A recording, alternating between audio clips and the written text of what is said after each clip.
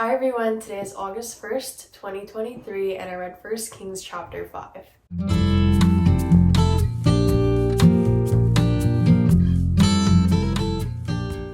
So today's chapter is all about building the new temple. Solomon proclaims that he intends on building a house for God, and in order to do so, he reaches out to a man named Hiram. And in today's chapter, it says that Solomon reached out to Hiram because him and his people were the best at cutting timber. Now, in exchange for receiving timber from Hiram, Solomon promises that he will provide Hiram's entire household with food.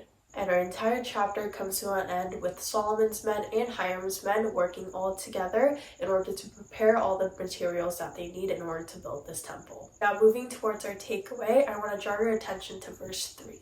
Verse 3 reveals the fact that David, Solomon's father, was in fact not able to build this temple. And it says it was because David had many enemies, many bad relationships, and he basically had blood on his hands for all the warfare that he participated in. Now for us, we remember David as a man of faith, as a chosen man of God, and he is a king that is remembered through all ages, and he is one of the main characters in the Bible that we always seem to talk about. So it seems like it only makes sense for David, such a great king and such a great guy, to make this temple. Now, contrary to our expectations, God chooses to use Solomon instead of David, and he gives Solomon the ability to do what his father was not able to do, and on top of that, he also allows Solomon to maintain and keep good relationships while building the temple. So for our takeaway today, I want us to realize the truth that God works in unexpected ways. Because we all live in such a world where all relationships are based off of give and takes,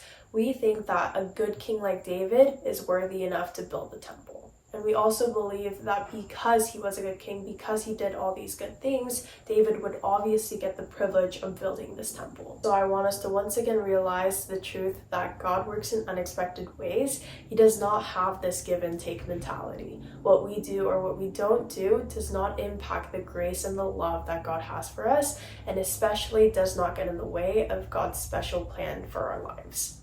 So through today's scripture, I really hope that we can all remember to humbly wait for God to use us whenever, for whatever. Well, that is it for today's journey. I thank you all so much for joining, and I will make sure to see you guys again tomorrow with the next chapter of 1 Kings. Bye!